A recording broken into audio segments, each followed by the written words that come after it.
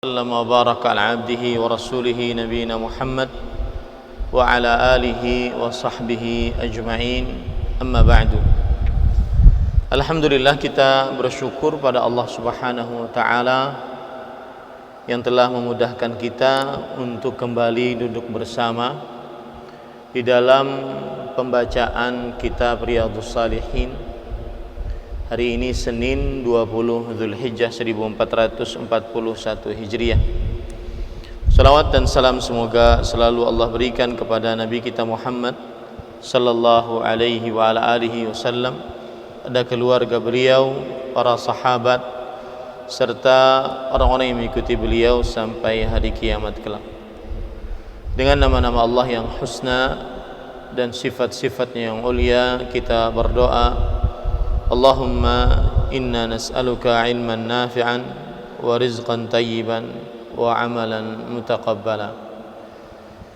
Ahibati hafizakumullah, para asatidzah dan para ikhwah sekalian yang saya cintai karena Allah, semoga Allah Subhanahu wa taala selalu menjaga kita. Pada kesempatan kali ini kita membaca hadis yang kedua. Wa an ummil mu'minin ummi Abdullah Aisyah radhiyallahu anha qalat qala Rasulullah sallallahu alaihi wa sallam yaghzu jayshun al-Ka'bah fa idza kanu bi bayda'a min al-ard yukhsafu bi awwalihim wa akhirihim. Qalat qultu ya Rasulullah kayfa yukhsafu bi awwalihim wa akhirihim wa fihim aswaquhum wa man laysa minhum. Qala yukhsafu bi ahwalihim wa akhirihim thumma yub'atsu ala niyyatihim. Muttafaqun alaih. Hadza lafzul Bukhari. Dari Ummul Mukminin. Ummul Mukminin adalah istilah yang diberikan oleh Allah Subhanahu wa taala di dalam Al-Qur'an untuk istri-istri Nabi alaihi wassalatu wassalam, yaitu ibundanya orang beriman.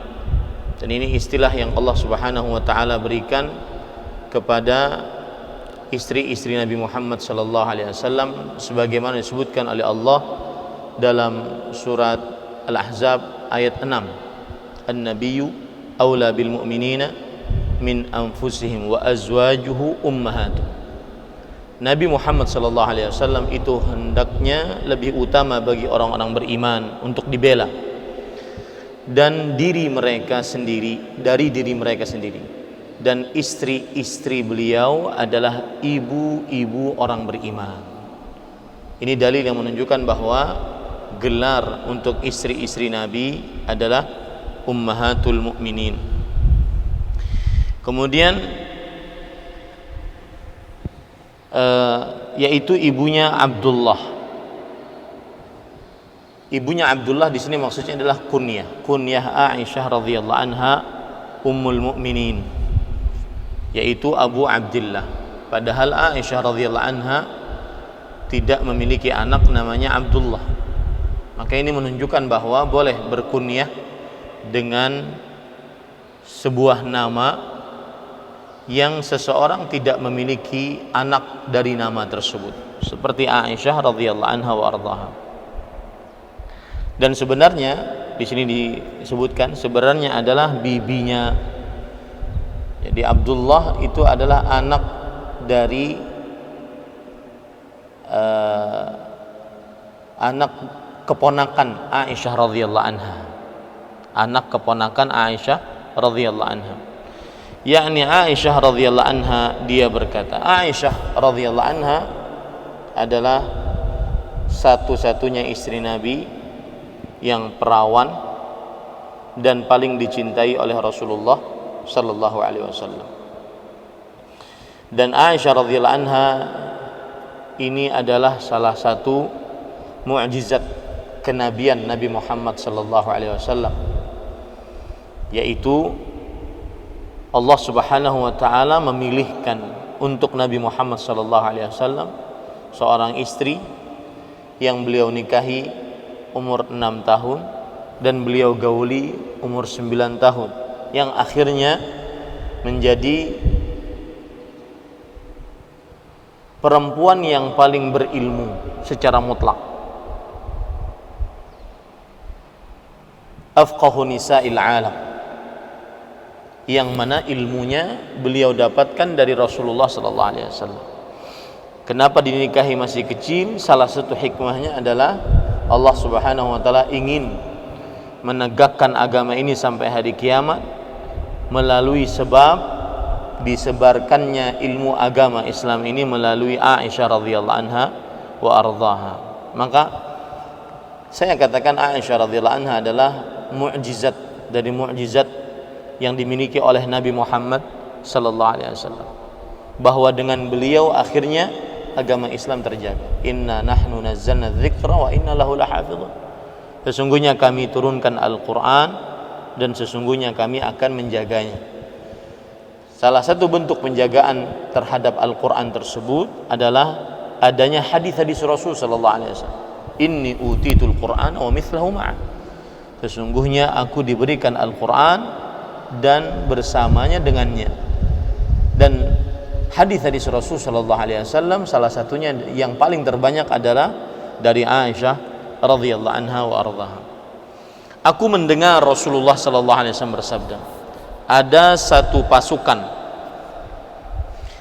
tentara yang hendak menyebu menghancurkan Ka'bah. Kemudian setelah mereka berada di suatu tanah lapang, disebutkan oleh para ulama rahimahumullah taala, tanah lapang yang dimaksud di sini adalah sebuah tempat antara kota Mekah dan kota Madinah. Sebuah tempat antara kota Mekah dan kota Madinah. Kemudian setelah mereka berada di sebuah tanah lapang, lalu dibenamkan ke dalam perut bumi dari awal pasukan sampai yang akhir dari mereka. Ada pasukan ingin menyerang kota Mekah, Al-Ka'bah Al-Musyarrafah. Kemudian setelah itu mereka berada di sebuah tempat tanah lapang terletak antara kota Mekah dan kota Madinah. Lalu Allah Subhanahu wa taala menghancurkan seluruh pasukan tersebut dari awalnya sampai akhirnya. Kemudian Aisyah radhiyallahu anha bertanya, "Wahai Rasulullah, bagaimana semuanya bisa dibenamkan dari yang pertama sampai yang terakhir?" Dibenamkan di sini maksudnya adalah ditelan oleh bumi. Dan ini bentuk siksa yang disegerakan oleh Allah Subhanahu wa taala. Aisyah radhiyallahu anha bertanya, "Kenapa pasukan itu dibenamkan dari awalnya sampai akhirnya? Sedang di antara mereka ada yang pedagang." Artinya mereka bukan orang jahat. Serta ada yang orang yang tidak termasuk golongan mereka. Ada juga yang cuma ikut, bukan ingin memerangi Ka'bah Al-Musyarrafah. Ada yang kebetulan ikut di situ. Paham ya hadisnya? Kemudian Rasulullah sallallahu alaihi wasallam menjawab, "Iya, semuanya dibenamkan dari yang pertama sampai yang akhirnya. Kemudian mereka itu akan dibangkitkan sesuai niatnya." Hadis riwayat Bukhari dan Muslim, dan ini lafaz riwayat Bukhari. Itu makna hadis, insyaallah sudah dipahami. Inti pendalilan dari hadis ini adalah ketika Rasulullah sallallahu alaihi wasallam bersabda, "Iya, semuanya dibenamkan dari generasi dari pertamanya sampai yang terakhir." Jadi seakan-akan ada sekelompok manusia menuju Mekah. Dari sebagian kelompok manusia itu ada yang ingin menghancurkan Ka'bah, dari sebagian mereka ada yang ingin berdagang, dari sebagian mereka ada yang cuma ikut saja, tidak tahu apa-apa. Maka tetap dihancurkan, tetapi nanti di hari kiamat yub'atsuna ala niyatih. Mereka dibangkitkan sesuai dengan niat masing-masing. Ini inti pendalilannya, bahwa setiap amal wajib ada niatnya, karena setiap orang akan dibangkitkan sesuai dengan niat mereka. Itu inti pendalilannya. Setiap amal wajib ada niatnya. Siapa yang melakukan amal, maka dia wajib berniat. Kalau tidak ada nilai di sisi Allah Subhanahu wa taala. Dengan niat tersebut Allah akan menilai si fulan ini sedang beribadah atau hanya melakukan kebiasaan, si fulan ini sedang hanya untuk Allah ikhlas ataukah untuk manusia ria. sesuai dengan niatnya masing-masing. Taib. Itu inti pendalilan. Faedah-faedah dari hadis ini sangat menarik. Di antaranya, pada ikhwan yang dirahmati oleh Allah, yang paling luar biasa adalah menjauhi majlis-majlis yang tidak barakah, menjauhi duduk-duduk bersama orang-orang yang buruk. Karena ketika Allah menimpakan siksa kepada pasukan ini, di antara mereka ada yang cuma pergi ke Mekah karena berdagang, di antara mereka ada yang cuma pergi ke Mekah karena ingin mungkin jalan-jalan dan semisal. Maka faedah dari hadis ini adalah salah satunya menjauhi majlis-majlis yang di dalamnya keburukan, terutama di zaman media sosial sekarang ini. Grup-grup WhatsApp yang tidak bermanfaat, keluar saja. Yang kita cuma di dalamnya cuma pengikut, pembaca, pendengar setia, keluar saja. Nggak ada manfaat di dalamnya, tidak mendapatkan manfaat di dunia dan di akhirat. Apalagi kalau seandainya di dalam grup tersebut ada ghibah, ada namimah, ada maksiat, sedangkan kita diam, masuk kita dosa di dalamnya. Menjauhi majelis-majelis yang tidak bermanfaat. Kemudian ahibati hafizakumullah taala, pelajaran menarik juga dari hadis ini adalah selain yang kita sebutkan bahwa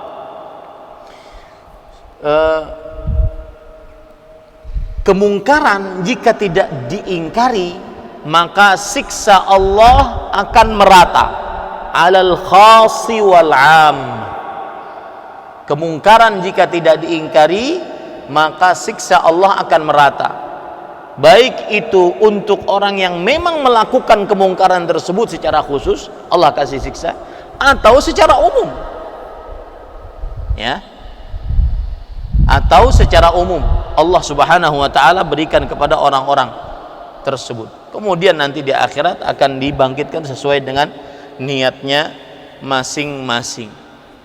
Kemudian pelajaran yang kita bisa ambil dari hadis ini juga adalah bahwa wajib mengagungkan yang diagungkan oleh Allah. Salah satu yang diagungkan oleh Allah Baitullah. Inna awwala baitin wudi'a lin-nas lalladzi bi Bakkah mubarakan wa hudan lil alamin. Sesungguhnya yang rumah pertama yang diletakkan untuk manusia sebagai tempat ibadah adalah yang berada di Bakkah, nama lain dari kota Mekah, yang penuh dengan berkah.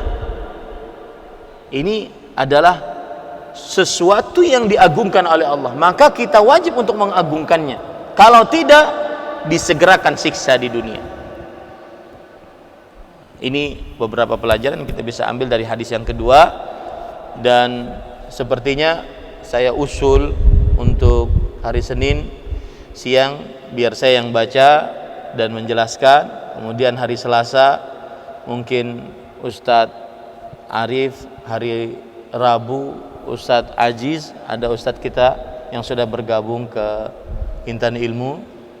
Kemudian hari Kamis Ustadz Saleh. Jadi semuanya kedapatan, jangan saya terlalu banyak.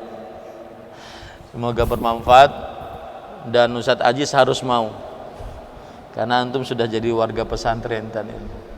Biar berbagi tugas setiap hari satu hadis. Ya, tidak usah terlalu banyak, yang penting kita dapat faidah dari hadis tersebut, dapat ilmu yang bermanfaat dari hadis tersebut, kita bisa amalkan setiap hari. Ini yang bisa saya sampaikan. Wallahu a'lam. Sallallahu nabiyana Muhammad walhamdulillahirabbil alamin. Wassalamualaikum warahmatullahi wabarakatuh.